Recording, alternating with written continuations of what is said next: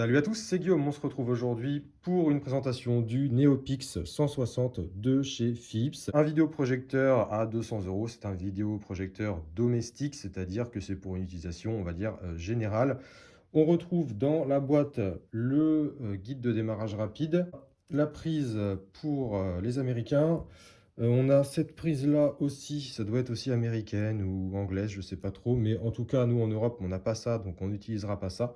Mais pour ceux qui font des voyages aux États-Unis ou quoi et qui veulent emporter leur vidéoprojecteur, vous pouvez prendre ces prises-là. Le câble d'alimentation européen, donc ça c'est parfait, c'est ce qu'il nous faut.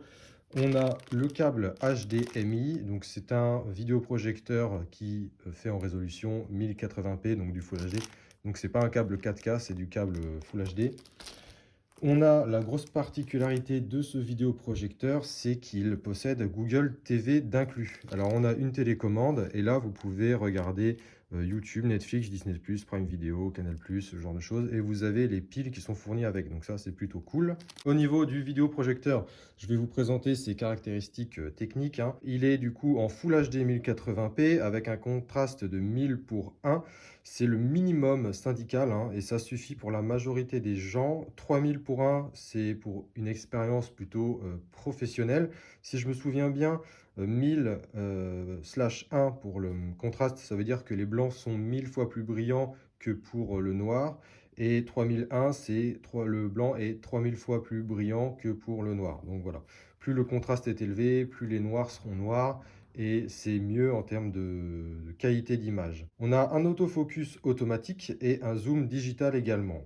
La taille de la projection va jusqu'à 100 pouces, soit une diagonale de 255 cm, ce qui est quand même vraiment grand. Ce vidéoprojecteur, comme je l'ai dit, possède Google TV intégré, ce qui veut dire que vous pouvez regarder toutes les applis de streaming possibles. C'est un affichage LCD avec ampoule LED. La durée de vie en heures de ce vidéoprojecteur est de 30 000 heures, soit environ 20 000 films de 1h30 ou 15 000 films de 2 heures. Ce qui fait 41 ans de durée de vie si on part sur un film par jour environ. Donc au niveau de la durée de vie, on est large, hein, sachant que je pense qu'il tombera en panne au bout d'un moment. Je pense si vous en prenez soin au bout de peut-être 10 ans. Ce vidéoprojecteur est recommandé pour une utilisation cinéma classique de Monsieur Tout-le-Monde dans une pièce sombre ou très peu éclairée, hein, parce qu'il fait 250 lumens maximum. Si vous voulez mettre un vidéoprojecteur dans un salon qui est moyennement éclairé ou éclairé de manière normale, il faudra compter au minimum un vidéoprojecteur de 3000 lumens et ça coûte environ 400 euros en général, au minimum. Donc voilà, ça c'est vraiment un vidéoprojecteur en mode cinéma dans la chambre ou dans une pièce spécifique pour voilà, une utilisation normale et dans une pièce vraiment sombre. Vous pouvez l'allumer ici ou avec la télécommande. Il a un design franchement sympa, moi il me fait grave penser à Wall-E. On a du coup la projection qui va se faire ici, on a le petit cache pour protéger. Donc moi je vous conseille de le remettre à chaque fois que vous avez fini de visionner un film. Et là derrière on a différentes prises. On a la prise d'alimentation, bon ça c'est normal. Une prise jack si vous voulez brancher un casque ou une enceinte genre type JBL, ce genre de choses. Vous avez une prise USB. Alors la prise USB, elle sert pour la lecture de vidéos ou photos avec des clés USB. Vous avez la prise HDMI. Alors ça, la prise HDMI, vous allez brancher justement votre PC, votre console ou votre box TV. Moi, j'ai la Freebox Player. Vous pouvez brancher la Freebox Player dessus pour avoir la télé, etc. Mais ça ne sert pas à grand chose. Enfin, si, pour avoir les chaînes de la télé normale. Mais si votre but est de regarder que des applications style Netflix, etc., ne branchez rien du tout, hein, parce que Google TV est intégré dedans. Pour les projecteurs vraiment classiques où il n'y a rien d'intégré dedans, aucun Google TV d'intégré dedans, vous pouvez mettre par exemple le Amazon Fire Stick TV, ce qui veut dire que vous le branchez en HDMI ici, mais il faut bien l'alimenter, le stick TV, pour que ça fonctionne. Donc, il faut le brancher en USB. Donc, sur les vidéoprojecteurs sans application interne, ça, c'est bien. Vous pouvez brancher un stick TV, en tout cas, de manière quasiment permanente, voilà, ce qui permet d'éviter les manips. Mais là, il n'y a pas besoin sur celui-ci, puisqu'il y a Google TV d'intégré. Au niveau du ratio, du rapport distance projection largeur, on est sur 1,15 2.1. Donc pour 1,15 m de recul, l'image fait 1 m de large. Ce qui veut dire que pour 100 pouces, donc sa taille maximum d'image, il faut un recul d'environ 2,55 m. 100 pouces, je le rappelle, c'est une diagonale de 255 cm, si vous voulez le comparer à une télé. La largeur de l'image fait 2,22 m de largeur et en hauteur 1,25 m. Au niveau des dimensions de ce vidéoprojecteur, on est sur 17,5 cm par 15 cm de hauteur une fois qu'il est mis bien droit. Et on est sur, là, ici, 21 cm. Alors, vous pouvez, du coup, le mettre comme ceci. Alors, au niveau des matériaux, c'est du plastique, mais c'est de bonne qualité, franchement, ça conviendra à tout le monde. Voilà, donc vous pouvez le mettre comme ça, vous pouvez l'incliner, etc. Vous pouvez aussi le pivoter, et là, vous pouvez resserrer ici. Et si jamais, là, ça devient un peu trop libre, ça se casse la gueule à chaque fois, vous pouvez resserrer avec les vis qui sont ici. Voilà, on se retrouve tout de suite pour le test en conditions réelles. On se retrouve pour le test de ce vidéoprojecteur. Alors nous, on l'a installé dans la chambre sur une étagère qu'on a acheté à Centracor, Equerre, et la planche, ça nous a coûté 10 € environ. On a mis du coup un petit astronaute là qui fait de la lumière sur le plafond, qui est directement branché en USB sur le vidéoprojecteur. Voilà, donc ça permet d'alimenter un petit appareil par USB. Nous, on n'utilise pas de console ou quoi avec, alors on a juste branché le câble d'alimentation sur le vidéoprojecteur et ça fonctionne parfaitement puisque Google TV est intégré dans le vidéoprojecteur. Ça permet donc de gagner en encombrement. Si vous voulez brancher une console style PS4, PS5, Xbox, voire même un PC, mais bon, pour PC, il faudra jouer manette, je pense, ça sera plus simple. Vous pouvez, en branchant du coup un câble HDMI au vidéoprojecteur, et voilà, là vous pourrez jouer avec une console de jeu sur ce vidéoprojecteur. Ce vidéoprojecteur possède des enceintes qui sont intégrées et le son est franchement pas dégueulasse. Au niveau du bruit dans la chambre, quand on est vraiment au calme, etc., on est à 27 décibels. Quand le vidéoprojecteur est allumé, on est à environ 35 décibels. Au niveau de nos oreilles, je précise, 35 décibels au niveau de nos oreilles. Et si je mets le téléphone vraiment au niveau du vidéoprojecteur où se situe le ventilateur, on est à 55 décibels. Et quand il est vraiment en refroidissement extrême, on est à environ 60 décibels. Vraiment le téléphone collé au vidéoprojecteur. Alors ça fait un peu de bruit, j'avoue, mais donc on est à 35-40 35-40 décibels en utilisation, et nous on est à environ 1,50 m du vidéoprojecteur quand on visionne des films, ce qui fait que on va peut-être mettre, je vais peut-être essayer de trouver un moyen pour mettre une sorte de panneau acoustique pour bloquer le son. On va tester le vidéoprojecteur tout de suite. Voilà du coup à quoi ressemble l'image du vidéoprojecteur. Là j'ai mesuré, donc en diagonale d'écran on est sur 178 cm et en largeur, donc en longueur là comme ça on est à 150 cm, donc ce qui est vraiment assez grand. Je vais vous dire comment ça se passe pour paramétrer le vidéoprojecteur parce que on l'a reçu hier, on a quand même fait des tests entre temps. Quand vous l'allumez, ça va vous demander de vous connecter au Wi-Fi. Il faut obligatoirement se connecter au Wi-Fi. Alors ça marche très bien avec le Wi-Fi de la maison, mais vous pouvez aussi faire un partage de connexion si vous avez du mal à avoir la Wi-Fi dans la pièce où vous installez le vidéoprojecteur. Une fois les codes Wi-Fi rentrés, vous allez devoir vous connecter à votre compte Google. Si vous n'en avez pas, vous en créez un, et ensuite voilà, vous arrivez sur le menu de Google TV et vous pouvez avoir vraiment un max d'applications, on peut le voir. Ici, on a Canal+. Bon, l'image est un peu floue parce que vraiment il fait noir dans la chambre. Canal+, Netflix, Prime Video, Disney+, YouTube, Music, et vous avez l'App Store pour si vous voulez acheter des films, ce genre de choses. On se retrouve sur la télécommande. Là, on a le bouton Power. Là, c'est le bouton pour sélectionner la source, donc HDMI, USB, etc. Là, c'est pour les paramètres du vidéoprojecteur. Là, c'est pour dire à Google de lancer un film ou rechercher des trucs. Là, c'est un peu le même truc, sauf que là, quand on clique ici, on arrive sur directement la source. Et là, on arrive directement sur les paramètres de vidéoprojection. Donc, en gros, c'est les mêmes boutons. Là, on a les flèches et le OK comme pour une télécommande classique. Là, on a la flèche retour. Là, on a le bouton retour au menu de vidéoprojecteur. Là, on a la touche paramètres de Google. Là, vous avez la touche mettre en sourdine. Là, c'est pour l'autofocus, ça se fait automatiquement, franchement, il est bien. Si jamais ça fait un truc un peu flou, vous appuyez dessus, ça va le refaire net comme il faut. Là, c'est pour régler l'autofocus manuellement. Là, c'est les touches volume. Et là, j'ai pas besoin de vous expliquer les touches qui sont en bas, vous connaissez déjà. Je vais vous faire voir comment ça se passe dans le vidéoprojecteur. J'appuie sur la touche source. Là, je peux sélectionner les sources. Voilà, donc là, je reviens en arrière. Là, on va aller dans les paramètres. Alors là, on revient sur source. Projection, ça c'est important. Alors on a Keystone au démarrage, Keystone auto, autofocus au démarrage, autofocus blablabla. Tout ça on a désactivé parce que franchement c'est de la merde. On a branché le vidéoprojecteur au début. Il s'est mis franchement en taille 100 pouces et nous l'écran n'est pas en 100 pouces, enfin le mur peut pas faire du 100 pouces, donc on a forcément fait nos réglages manuellement et tout ça c'était activé et à chaque fois ça réinitialisait le truc, donc ça sauvegardait pas nos modifs.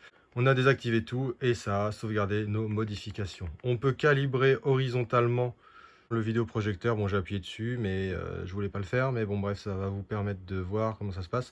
Alors là, il est en taille, voilà, 100 pouces normalement, en taille prévue en maximum.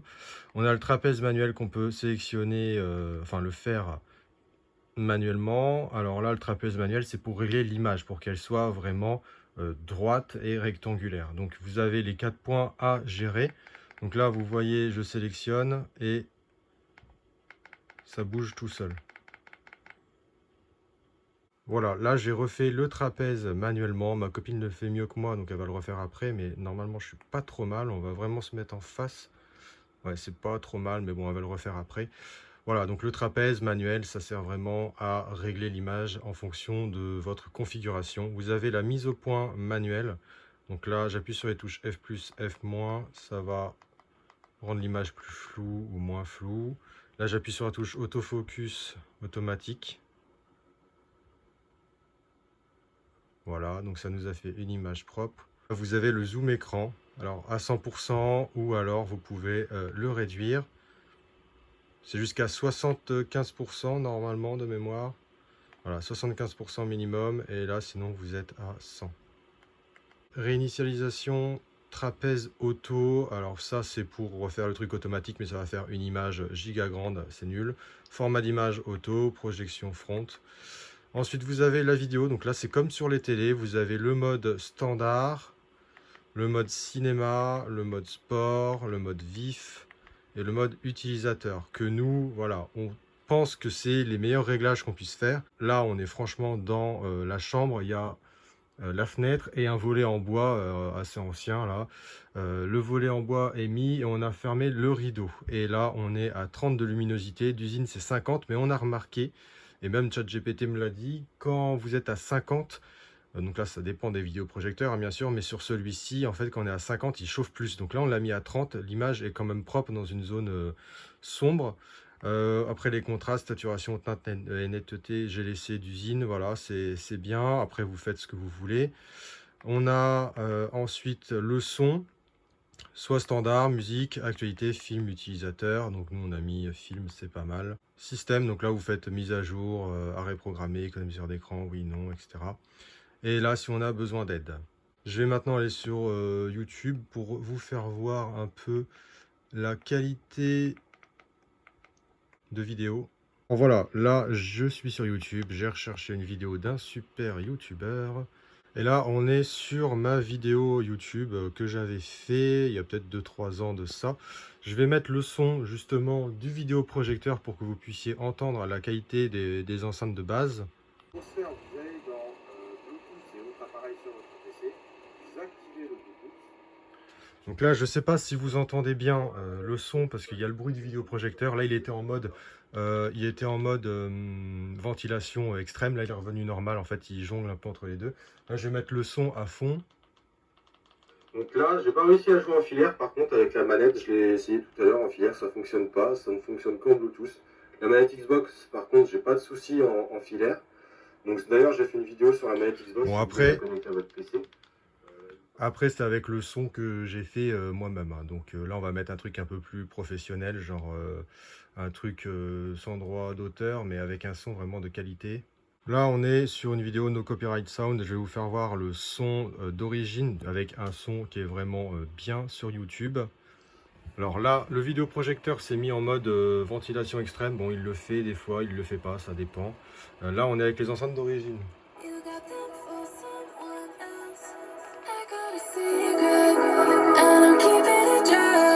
Donc là, j'ai mis le son à fond, hein.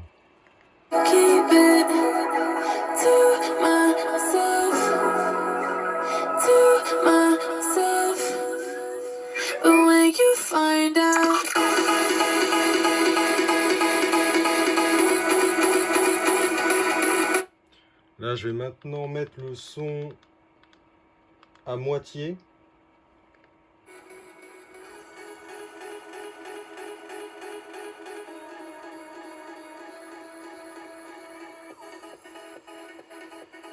Au niveau des enceintes de base, là, peut-être qu'en vidéo, ça paraît pas terrible, mais franchement, pour regarder, on va dire, un film familial ou des dessins animés ou ce genre de choses, le son est franchement correct pour des enceintes de base. Sur les écrans PC où les enceintes sont intégrées à l'écran, c'est toujours dégueulasse, mais là, franchement, c'est pas trop mal pour 200 € pour un appareil avec Google TV d'inclus et des enceintes inclus. C'est franchement vraiment bien. Vous pouvez brancher une enceinte Bluetooth. Pour faire ça, vous allez dans les paramètres et ensuite vous allez dans accessoires, télécommande, etc. Donc là, on a la télécommande actuelle et on a la JBL Go 4. Alors, pour connecter une JBL Go, vous appuyez sur du coup le bouton d'alimentation, vous appuyez genre 5 secondes sur le bouton Bluetooth, ça va rechercher. Et là, le vidéoprojecteur l'a trouvé instantanément, donc aucun problème de connexion là-dessus. Je vais allumer l'enceinte et on va tester le son avec une JBL Go 4 par exemple. On a mis l'enceinte JBL Go 4. On l'a mis ici. Pourquoi? Parce que là, vous avez l'enceinte du vidéoprojecteur et vous avez le ventilo qui est par là. Là, je crois que c'est l'entrée d'air et vous avez la sortie derrière. Et en fait, ça fait du bruit. En fait, on avait mis l'enceinte au niveau devant le vidéoprojecteur, un peu comme quand on a une barre de son avec une télé. La barre de son est devant nous. Mais en fait, on a préféré la mettre là parce que le son du film ou de la série va arriver par rapport à la même direction que le vidéoprojecteur. Donc ça va brouiller, on va dire, le son du ventilateur qui est un peu, on va le dire, clairement un peu casse-couille, parce que ça fait un peu de bruit quand même. Mais d'après mes recherches, c'est très courant sur les vidéoprojecteurs de faire un peu de bruit. Alors là, il est revenu en mode normal, mais des fois, il fait un peu de bruit, il se régule, on va dire, en fonction de la température interne, puisque c'est quand même un petit PC à l'intérieur, puisqu'il y a Google TV, qui a un système d'exploitation aussi, etc., etc. Donc là, on va tester la JBL.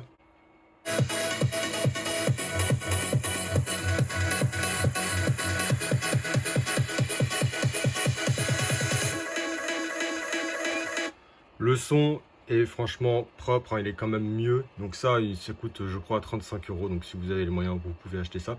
Les enceintes Bluetooth, ça fonctionne vraiment bien. Si vous avez une enceinte ou un casque filaire avec une prise jack, vous pouvez aussi le brancher. Bon, pour un casque, ça va être un peu compliqué parce qu'on est quand même assez éloigné du vidéoprojecteur en général. Mais si vous avez une enceinte avec prise jack, vous pouvez vraiment la brancher au vidéoprojecteur. Mais moi, je vais essayer de trouver un moyen, parce que avec du feutre ou un matériau acoustique ou quoi, de faire un petit panneau là pour bloquer le son du vidéoprojecteur, parce que des fois, c'est vraiment chiant quand c'est calme dans un film. On entend quand même le vidéoprojecteur. Au niveau du coup, voilà, là j'ai le flash d'allumé sur le vidéoprojecteur et je suis à 30 de luminosité. Donc franchement, c'est très propre. Là, comme vous pouvez le voir, c'est ce genre de truc. Bon, les fenêtres, je les ai fait il n'y a pas longtemps, mais bon, c'est déjà sale. Mais en fait, on a un volet comme ça. Là, il y a le soleil dehors qui pointe. Et on a les fenêtres, voilà. Le rideau qui est là, je l'ai ouvert. Au niveau de l'image, ça se voit. Mais c'est un... Ça se voit genre 2 fois moins bien. Mais ça se voit quand même. Et on a mis que...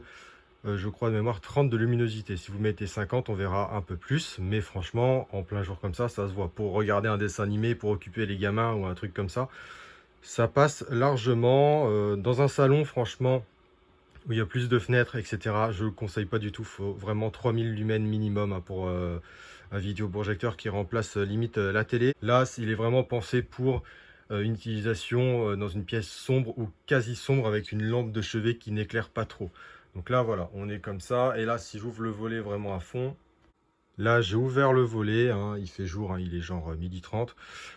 Et on voit quasiment plus rien. On est à 30 de luminosité. On va quand même mettre un peu plus pour voir ce qui se passe. Alors là, j'ai mis la luminosité à 100. Ça se voit un peu mieux. Franchement, ça se voit un peu mieux. Mais franchement, ça vaut pas le coup, clairement, dans cette configuration-là. Et là, j'ai vraiment mis la luminosité à 100%.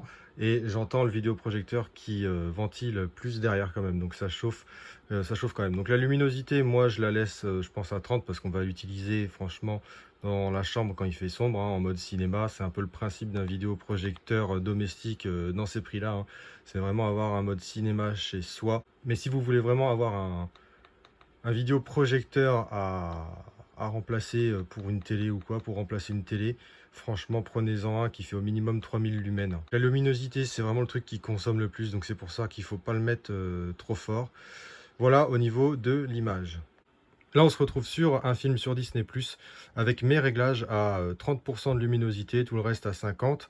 Là, le ventilo vient de se calmer et franchement, la qualité d'image pour un 1080p, elle est vraiment super propre. Les couleurs sont franchement rien à dire. Franchement, pour 200 euros, voilà. J'ai jamais testé de vidéoprojecteur à genre 900 balles ou quoi. Mais là, franchement, moi qui ai un écran Asus ROG IPS à 400 balles, une télé 4K Sony à 600 balles quand je l'ai acheté, franchement, la qualité d'image est là. C'est franchement propre. Les couleurs sont bonnes, les contrastes sont bien et tout. Après, moi, j'ai fait par rapport à mes besoins personnels et tout ça, par rapport à nos préférences. Mais après, vous pouvez régler vous-même vos paramétrages. Mais là, franchement, l'image est superbe. Rien à dire. Au niveau du son, j'ai aucun décalage avec l'enceinte. Je ne vais pas mettre de son par rapport aux droits d'auteur. Je pense que ça va détecter.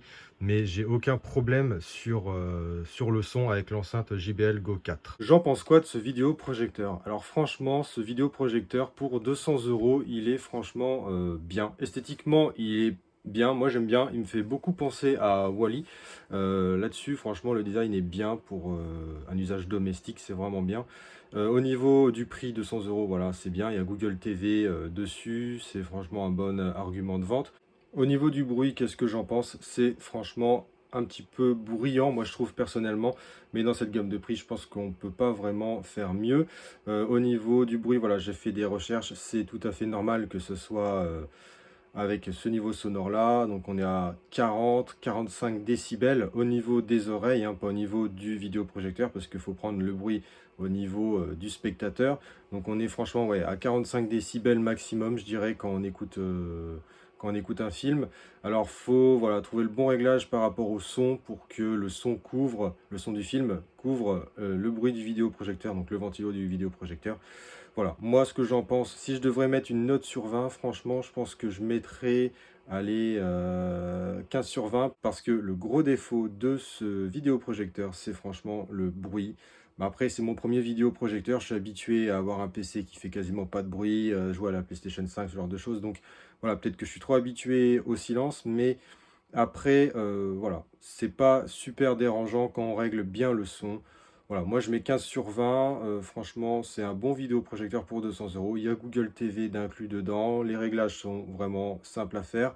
Vous pouvez régler l'autofocus rapidement, le trapèze de manière intuitive, etc. Et la qualité d'image, le plus important, c'est franchement nickel. Elle est excellente hein, pour du 1080p sur un vidéoprojecteur comme ça, il est vraiment bien. Et au niveau des enceintes également qui sont comprises dans le vidéoprojecteur, franchement pour une utilisation familiale, pour du dessin animé ou quoi, c'est vraiment bien. Mais si vous voulez regarder un film d'action, genre Mission Impossible ou un film de guerre ou un truc, il faut vraiment acheter des enceintes à côté parce que ça va être limite sur les basses, hein, clairement. Donc pour du dessin animé, on va dire standard, avec un son moyen, donc à 50% ou à 70%, voilà, ça passe avec les enceintes de base. J'espère que cette vidéo vous aura plu. N'hésitez pas à liker et à vous abonner pour avoir les prochaines notifications. Et moi, je vous dis à la prochaine pour de futures vidéos.